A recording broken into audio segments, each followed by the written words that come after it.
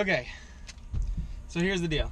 I couldn't buy new springs for the front. I've just gone to two different leaf spring shops in Detroit looking for a replacement leaf. People are looking at me like, you know, my head's on backwards.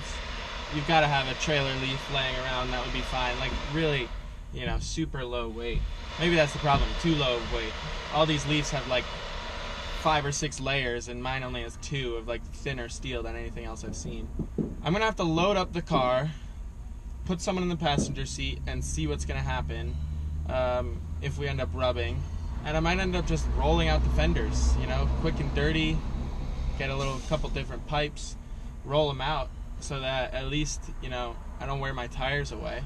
Anyway, in my first long distance journey in the Yugo, which isn't that long, I'm off to the kite store in Plymouth.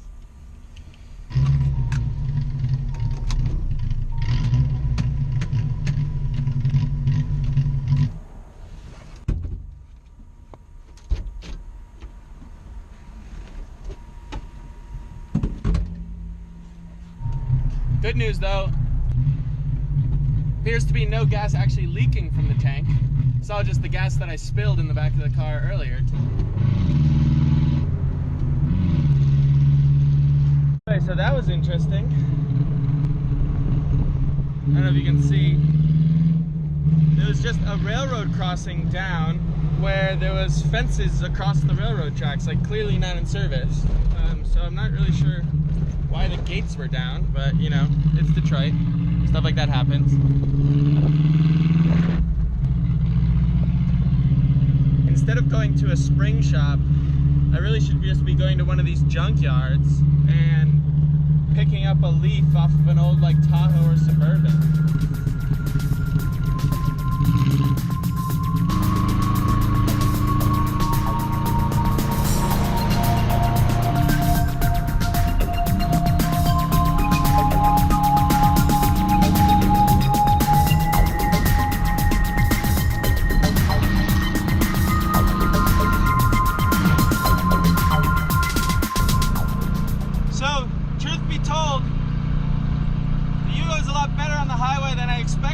I expected the drone to be much worse. I expected it to feel very unstable, which it does.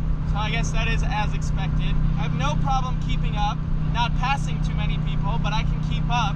I still would die in any accident, undoubtedly. This is a complete death trap. The goal is to be very careful while driving. That's why hands-free filming, the GoPro is great for that.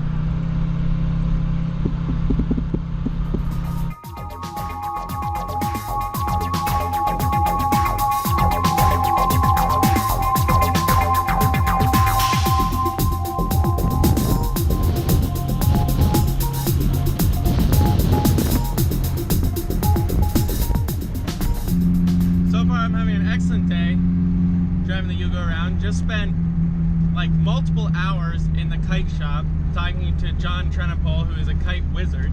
He was helping me fix my kites, then tell me about some of the kites he's building. Just got a frozen coffee, which apparently is not the same as a coffee culotta, but it's still really good. Coconut donut. Now the Yugo is going to be covered in coconut.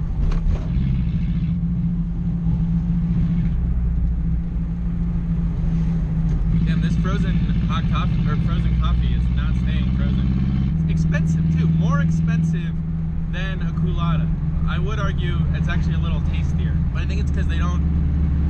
It feels like there's less ice in it. Like a culotta feels like coffee with, you know, blended up ice, so there's lots of tiny little chunks of ice. Whereas this feels more of like a smoothie, you know, smooth drink. Very sweet coffee though. I did not ask for sweet coffee, but I guess this is what you get when you get frozen. I mean, it's clearly not black coffee.